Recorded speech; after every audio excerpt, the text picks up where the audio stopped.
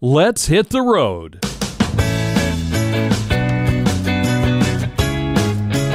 This is a special edition of the Family Life Noon Report. I'm Greg Gillespie, and today we take you on a radio tour of some great spots all the way through Pennsylvania and New York State. It's our Staycation Destinations special. Here's what's coming up. A mecca for travelers. We get tourists from just about every place you can think of. If you played the game, by virtue of the game, it taught you manners. It taught you how to be trustworthy and honest. It's actually an immersive experience to try to convey what it was like to be a family caught in the middle of the Battle of Gettysburg. Sitting down and talking about life and realizing that the change that they can make and taking action on it. It's also really become a good date spot for people as well. Yes, that is all coming up. And there's more, too. So, let's buckle up and enjoy our journeys.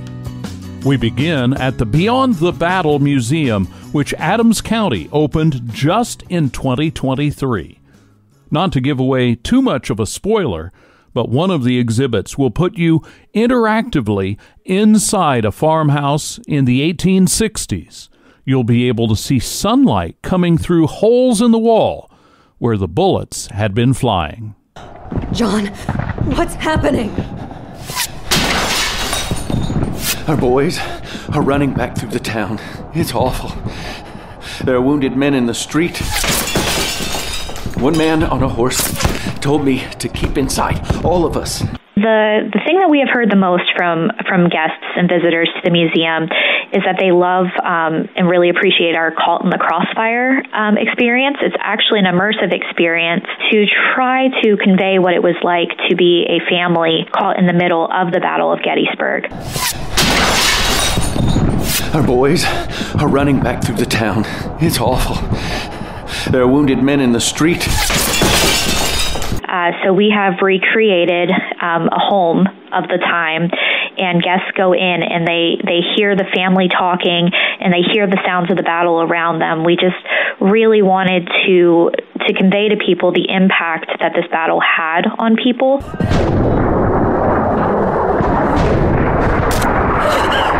It's too dangerous. We must stay here, stay quiet. We can't leave until the soldiers tell us it's clear. There's fighting everywhere. The Lord is my shepherd. I shall not want. He maketh me to lie down in green pastures. He leadeth me beside the still waters. We've had many people say they were very moved by the experience. It's something unique that hasn't really been done here before in town.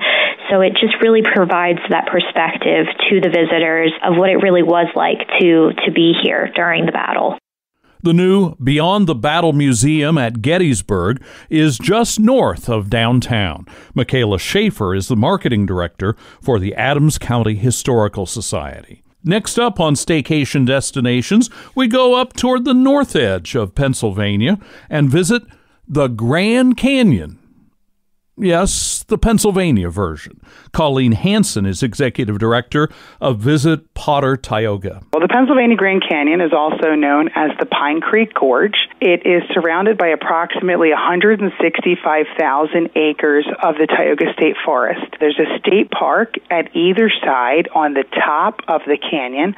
Leonard Harrison State Park is the east rim, and Colton Point State Park is the west rim. Both parks offer beautiful overlooks and lots of hiking trails. We have hiking trails for every skill level. We have ADA trails, and then we have challenging trails that include rock climbing and steep surfaces. Just about anybody can find a hiking trail in our region. The bottom of the canyon, the floor of the canyon, used to be an old railroad bed. They pulled it up about 15 years ago, and they created the Pine Creek Rail Trail. It's a 62-mile path that starts here in Wellsboro and finishes up in Jersey Shore, PA. It's hard-packed gravel and only about a 2% grade overall. All of those things contributing to the fact that USA Today named it one of the top 10 places to take a hike in the United States. It's suitable for hiking, walking, running, bicycling, or horseback riding. Really a lovely, lovely walk. Do you have statistics, you and others who do hospitality, whether it's statistics or just individual stories? How many states, how many countries people come and see this Pennsylvania Grand Canyon and the other things you have in your two counties? Well, Potter Tioga region is a mecca for travelers. We get tourists from just about every place you can think of because we have such a varied list of things to do. A lot of people from the East Coast, lots of visitors through our visitor center here from Germany and Switzerland. When people are coming to the United States and they're coming to the East Coast, the Pennsylvania Grand Canyon and the Dark Sky Park at Cherry Springs seem to be on their bucket list. So we're known for our outdoor adventure, which obviously draws people who love to hike and bike and kayak, things like that. But we are also home to some of the best hunting and fishing. That's really what started tourists coming to this region, is our beautiful hunting and fishing areas. In addition to all of that, we draw people here for our roads. So we are known among motorcyclists as having some of the best motorcycling roads in the country. The Pennsylvania version of the Grand Canyon is located in the north central part of the Keystone State. You're listening to our Family Life Staycation Destinations special. Here's what's still on our itinerary. So they would be allowed to hold on to their paychecks or be able to go to college today or be able to have their voice heard with the right to vote as well. The game of life that you can actually ride, giant Jenga blocks to climb over. We had a great group in this year. They were from 1973 Little League World Series. We will take you to Williamsport, Pennsylvania with a new interview. But first, I want you to hear this conversation with a National Park Service ranger at the National Historic Site in the Finger Lakes area of New York. It was a special visit because in July, it was the 175th anniversary of a major event. Hi, I'm Rebecca Weaver, a park ranger at Women's Rights National Historical Park here in Seneca Falls, New York. What's the significance of what these women did, women and any men who were supportive, as the launching point of this movement? The first Women's Rights Convention was the first time that men and women came together to have a public conversation about what is it like to be a woman in the United States. A lot of the laws and customs that we did made it so that women were not seen as equals. They weren't allowed to vote, couldn't speak up in certain settings, have an equal education, hold on to property, and that included their own paychecks. So this was the first time that 5 ladies, Lucretia Mott, Elizabeth Cady Stanton, Jane Hunt, Marianne McClintock, along with Martha Coffin Wright, sat down for a cup of tea and decided to organize a gathering of folks to talk about this and see how can we achieve equality. What's the game plan and what are we going to be looking for? And out of this convention, they created a document called the Declaration of Sentiments. Based off of the Declaration of Independence, it was women calling for their freedoms so that they would be allowed to hold on to their paychecks or be able to go to college today or be able to have their voice heard with the right to vote as well. So 175 years ago was the first call for equality between men and women in the United States. Approximately 300 people attended, and from those 300, 100 were willing to put down their names. So there were supporters there that were a little bit like, oh, that's nice, but not right now to mark off my name. There were people who were curious as to what in the world is women's rights. It wasn't an issue that was really brought up until this point. They've heard about issues like temperance. They've heard about issues like anti-slavery, but this was a brand new one. When it gets published in the newspapers by another gentleman from upstate New York, Frederick Douglass, the country finds out what happens, and Elizabeth Cady Stanton likes to say everywhere from Maine to Texas tried to make them the laughing stock of the United States, tried to turn it into a joke. But sure enough, people were interested in it, and it continued to grow with enough support that 2 weeks later in Rochester, a second convention was held, and then 2 years later was the first national convention. Was there negative reaction to this 175 years ago? So there was some pushback. There were folks who didn't really see this as, is this necessary, or thought it was maybe not right now, but they were lucky enough to have a good group of about 100 people who were willing to sign off on it. Rebecca, this historical park is open year-round. What do your guests experience whenever they come to the Women's Rights Historical Park for their visits? Our big thing is we have the Wesleyan Chapel that the first Women's Rights Convention was held at, and we have ranger programs throughout the day that go over the history of that site. The park also has homes of the organizers. And you're part of the National Park Service, so the price is right. Absolutely. We are free, so you can come and visit us whenever. We do not have any charge, even for our special programs. What are some of the favorites that you hear from the tourists and the history buffs and the families that visit the center? A lot of folks don't know that we're here, so please come on out. But this started out with 5 women who were just sitting down and realized that they had the skills to do something to make the world a little bit better. And it's a story that relates. It's a family member coming up for a visit, sitting down and talking about life and realizing that the change that they can make and taking action on it. So a lot of folks resonate with the story of the organizing of the convention themselves. Ranger Rebecca Weaver at the Women's Rights National Historic Park at Seneca Falls, New York. This is our Staycation special, and we have not aired this interview before on the radio. It's at the Little League World Series Museum. Lots of people were at Williamsport over the past several weeks, but more come to see the history of baseball and softball for the youngsters. Director Adam Thompson tells us what you can see if you go to the Little League World Series Museum. So we cover the history of the Little League program, which includes baseball and softball, as well as our Challenger division and some of our senior divisions as well. And a visitor will come and learn a little bit about the history of the Little League program, how it started here in Williamsport, and we have artifacts from those early years that we have on display. We do have an activity area where children and adults are allowed to see how fast they run from home plate to first base. They can play on the pretend they're a shortstop and pretend they're a catcher.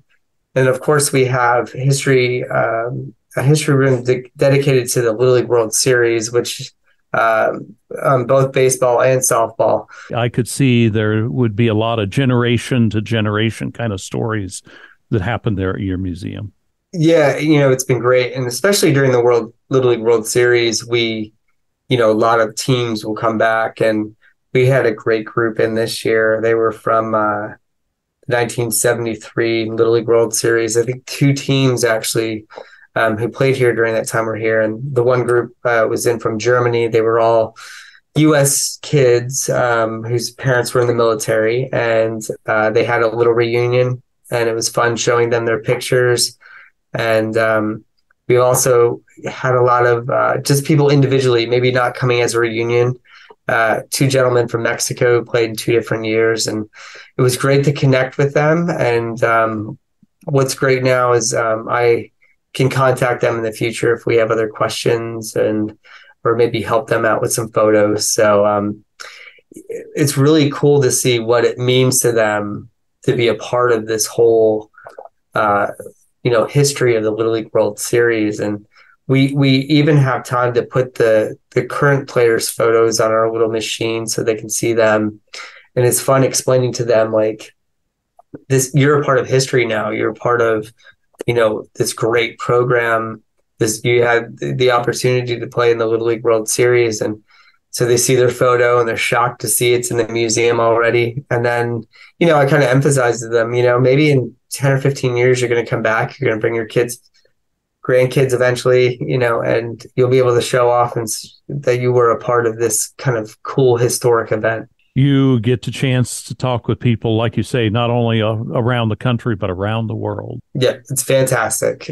It's a great opportunity. Somebody who grew up in a small town in Pennsylvania to be able to interact with people all around the world. It's a lot of great moments for me, interacting with all these folks from around the world. Adam Thompson is the director of the Little League World Series Museum.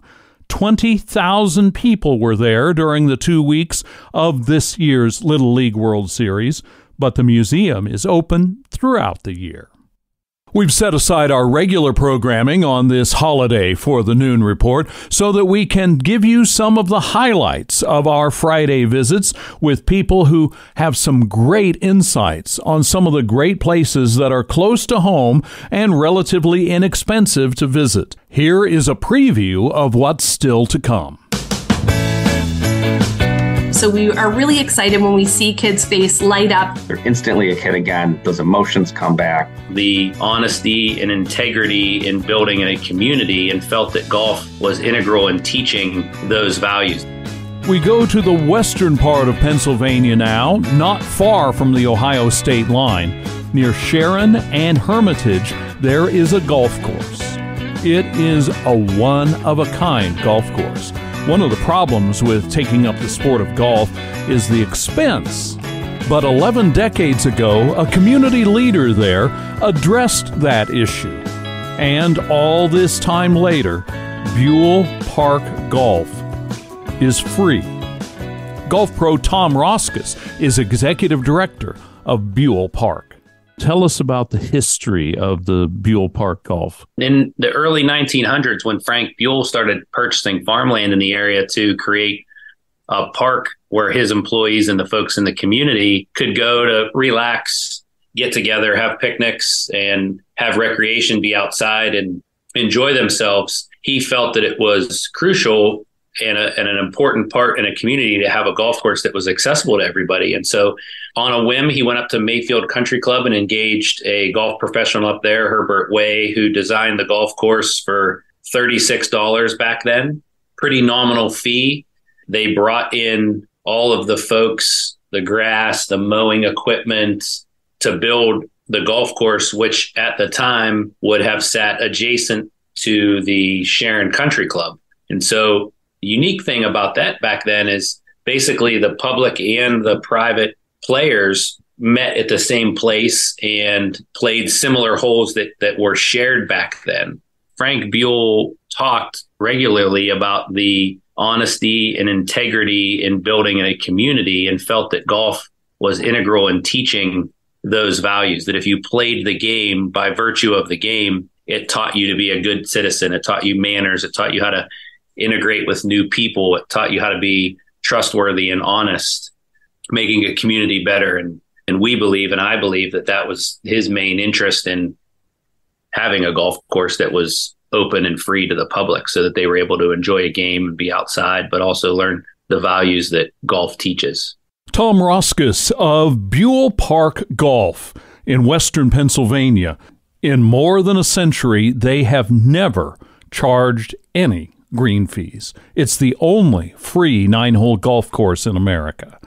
Now we go to something that's a little newer, only opened in the early 80s. It's the Museum of Play in downtown Rochester. Shane Reinwald is our tour guide. Now, there are a lot of different kinds of museums, those that do history and those that do science and those that do art.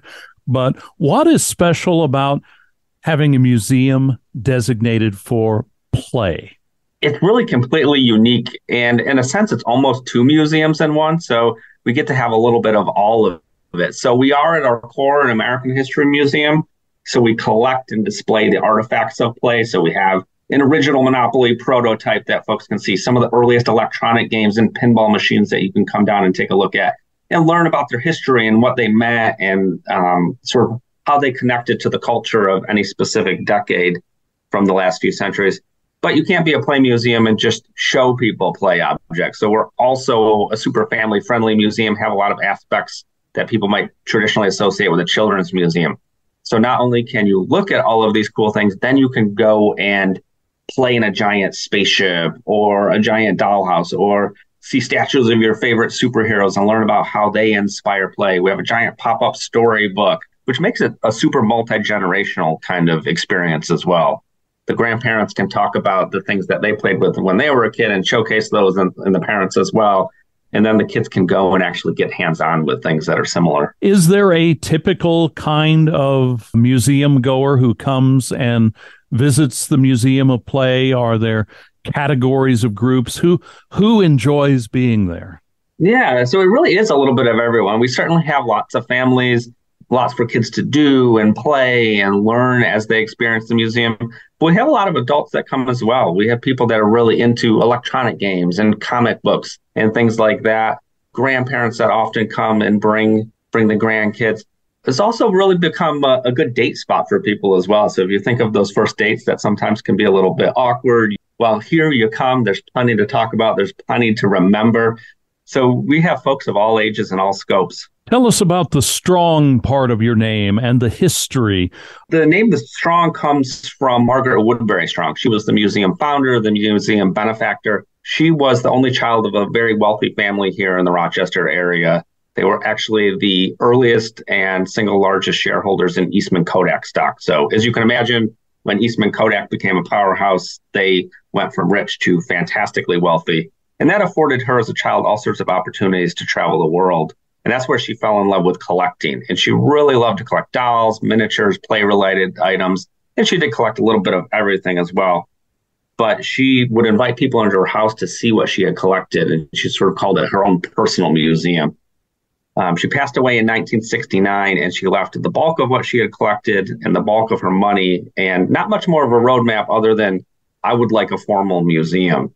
And then in the early 2000s, we got back to really what the core of what made Margaret Woodbury Strong tick. It was those dolls. It was those toys. And there is an academic thread there in the museum world to tie it together. And play is a serious subject. And now it's getting its due as a serious topic, as something that's incredibly important, not only for kids, but for adults alike. Now, in your role, you spend a lot of time doing a lot of different things, but are there particular parts of the Strong Museum or different exhibits that you personally enjoy going over and taking a look at if you've got a little free time? I do. I actually have a 4-year-old, so it's fun to bring him and see it through his eyes and not necessarily just see it through the eyes of somebody that works here. But some of my personal favorite areas, I really like what we're doing with electronic games and contextualizing those and putting those into the play history. So there's a lot of those moments just walking through where it's like, oh, I didn't know we had that. That's something I had as a kid. Oh, I haven't played this game in 20 years. Let's see if I'm still good at it and still have the knack for it. And you see that with guests throughout the museum. One of my favorite things to hear is people telling their kids or their grandkids those stories. Oh, I had one just like that when I was a kid. Or the neighbor kid got one of those and my parents wouldn't buy it for me. And 30, 40, 50 years later, I still have emotion over that. And that, I think, is the power of toys and play, is that somebody can see something that they haven't seen in 50 years and they're instantly transported. They're instantly a kid again. Those emotions come back. And then to have people be able to share those is something special. Isn't that the power of personal stories? That is. Give us an overview of the new and exciting things that are happening as you've just been through your expansion. So the Strong, we are the only museum in the world dedicated to the study of play. And now we have added to that already a massive building. It was 275,000 square feet. We just opened at the end of June an exciting 90,000 square foot expansion, which really is looking at what's next in play. So it's looking at electronic games and how they've really changed the way that people play and communicate and connect with each other across geographic boundaries. And we've also added with the expansion a new outdoor play area. It's our Hasbro game park. So think of all the favorite board games from your childhood brought to life. So giant candy canes from Candyland, the spinner from the Game of Life that you can actually ride, giant Jenga blocks to climb over. Just something really super fun. And one of the first times that we've done something outdoors as a museum. Shane Reinwald of the Strong Museum of Play in Rochester. This is our Labor Day special recapping our Staycation Destinations from summer of 2023. Next up to East Otto, New York, and it's also a play place, even though it's an art museum. It sounds like a strange combination, but the founder's granddaughter gives us details about the Griffiths Sculpture Park. I am Neela Griffiths-Lampman. I am the executive director of the Ashford Hollow Foundation. We own and operate the Griffiths Sculpture Park in East Otto, New York. Now, you have a very personal connection with this sculpture park. Tell us about the history of that and how it has grown to what it has become now. I do. I am the granddaughter of Larry Griffiths Jr., who is the visionary and founder of the Ashford Hollow Foundation. His journey to create this beautiful sculpture park started off in his early teens and kind of continued into his family life. So Larry actually fought in the Battle of the Bulge in World War II, which was one of the bloodiest fights in the history of World War II. And while he was fighting, he was actually still creating art, even in some of the darkest days that he had. On his back throughout the war, he had a art kit, and it contained his paints and his paintbrushes. And anytime there was any downtime, he would actually utilize that to create paintings.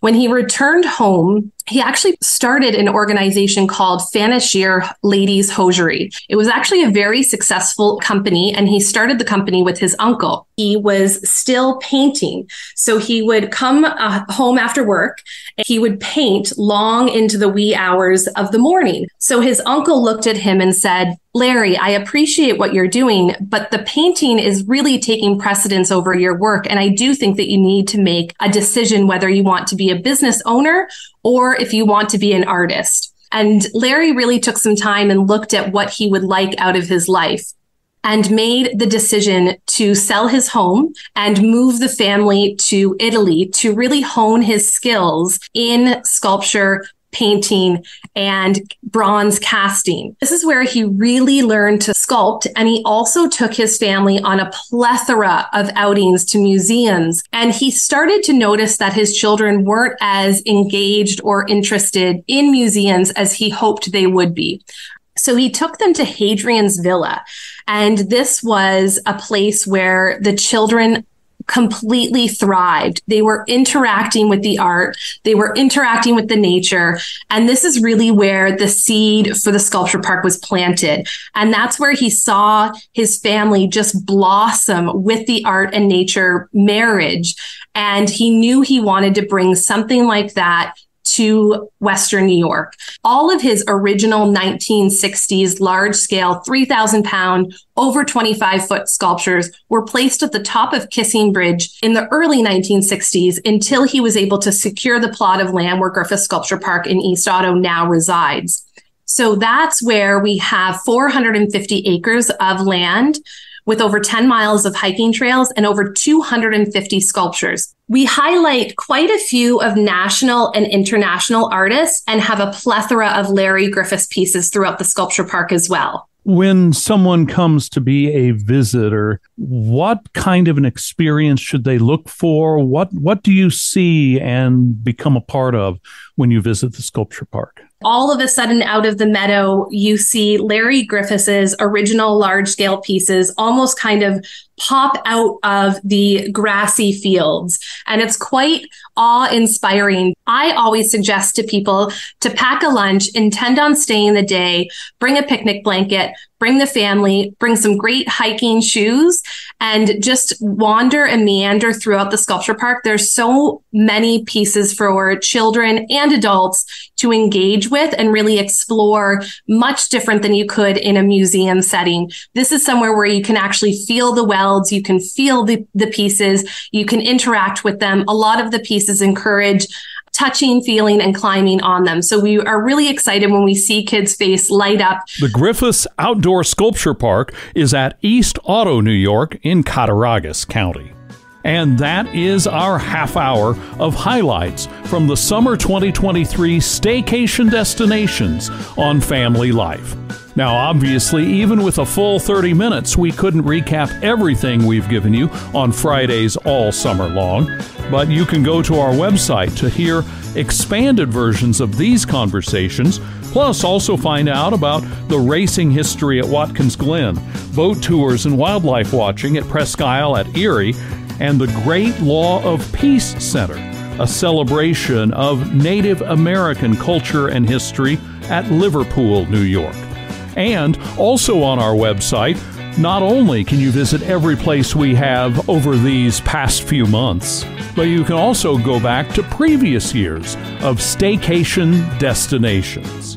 I'm Greg Gillespie. Thanks for joining us for this Labor Day holiday special. As I have said every Friday throughout the summer, I hope you will buckle up and wherever you go, enjoy your journeys.